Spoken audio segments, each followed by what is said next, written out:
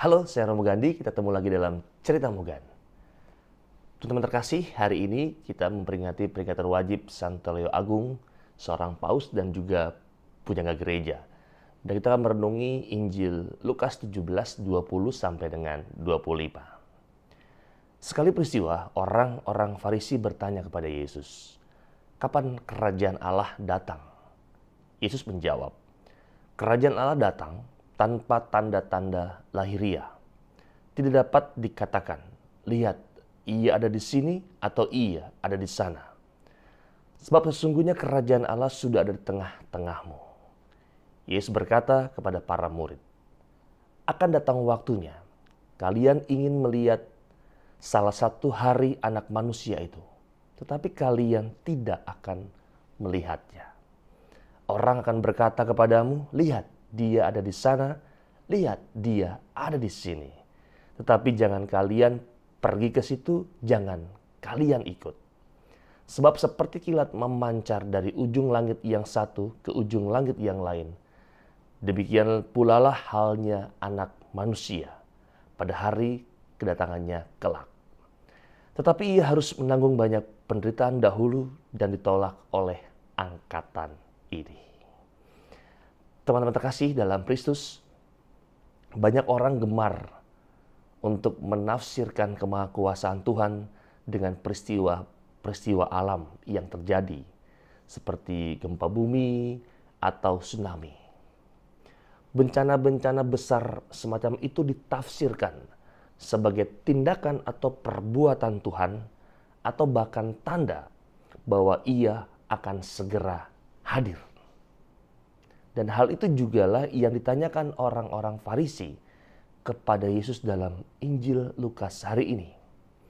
Mereka bertanya, kapan kerajaan Allah akan datang? Namun kita lihat jawaban Yesus sungguh di luar dugaan. Yesus berkata, kerajaan Allah datang tanpa tanda-tanda lahiriah. Sebab sesungguhnya kerajaan Allah ada di antara kamu. Dan jawaban tersebut membuat mereka terkejut. Mengapa? Apa alasannya? Karena mereka masih menggunakan cara pikir manusiawi dalam mencerna dan menemukan kehendak Tuhan. Tidak ada yang salah sebetulnya. Tetapi belum ada pengertian dalam diri mereka tentang maksud kerajaan Allah yang diajarkan oleh Yesus, yang seharusnya itu membuat kehidupan kita lebih membuka diri dibandingkan cuma sekedar mempergunakan cara pikir kemanusiaan kita sebagai manusiawi. Kerajaan Allah adalah suasana yang berisikan kedamaian, berisikan ketenteraman, berisikan kebahagiaan dan kasih tanpa batas. Artinya, saya mengatakan, teman-teman terkasih, kerajaan Allah itu bukan pola pemerintahan sebagaimana dimengerti dalam definisi tentang kerajaan pada umumnya secara global. Kerajaan Allah adalah kesadaran pribadi tentang hadirnya Allah yang berkarya dalam kehidupan kita. Karena itu, setiap orang dapat menemukan kerajaan Allah tergantung pada kualitas iman masing-masing. Dan ini menjadi catatan penting bagi kita. Kerajaan Allah itu merupakan sebuah kesadaran pribadi tentang hadirnya Allah yang berkarya dalam hidup kita. Karena itu setiap orang dapat menemukan kerajaan Allah tergantung kualitas iman dari kita. Orang yang rajin beribadah tetapi hatinya tidak merasa damai, ia belum menemukan kerajaan Allah. Orang yang rutin berdevosi, datang ke Gua Maria, ke taman-taman doa, tapi rajin pula menyakiti orang lain, itu juga belum menemukan kerajaan Allah. Dan kerajaan Allah mengajak orang untuk menciptakan hidup yang damai dan berasaskan kepada kasih yang sejati. Seorang teman pernah menceritakan waktu kecil dulu, ia ingat betapa nyamannya jika keluarganya kebagian jatah untuk menjadi tuan rumah menyambut kunjungan Romo parokinya. Ketika Romo berkunjung ke rumah untuk makan malam, teman saya merasa begitu senang dan damai. Romo tersebut itu bisa bergaul, bisa bercerita, bisa berbagi sesuatu yang luar biasa, sehingga teman saya merasa bahwa punya teman yang bijaksana. Pembawaan dengan keunikan dari sikap dan tindakan para Romo ini yang hangat, yang bersahabat dengan beraneka ragam caranya, itu memberikan kebahagiaan bagi teman saya, bahkan keluarganya, serta umat yang turut hadir. Dan sosok Romo tersebut baginya menjadi wujud juga kerajaan Allah.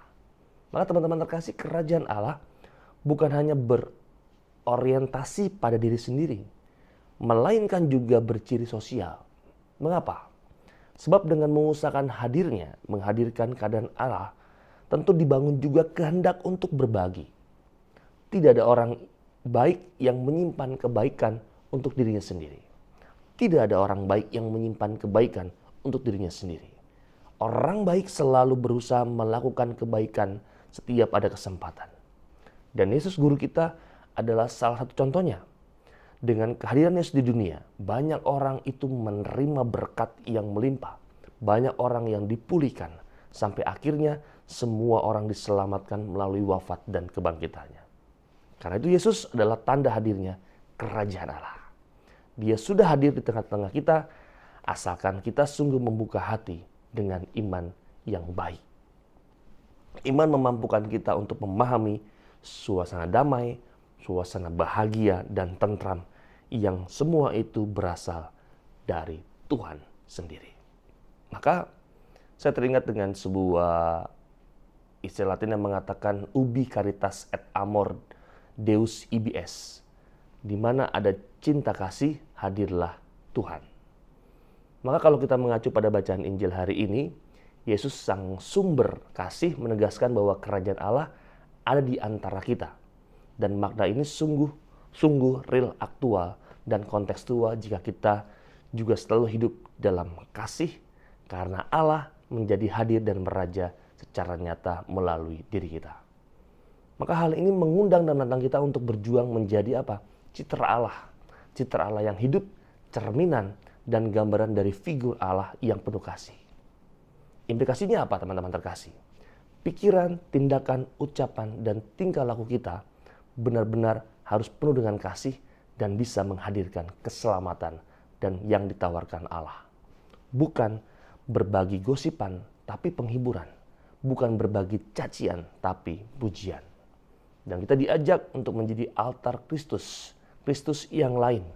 Karena kita dipilih dan dipanggil menjadi Yesus kecil yang selalu mau belajar mengasihi, mengampuni, melayani, menghilami sesama, dan semesta lewat doa dan karya nyata.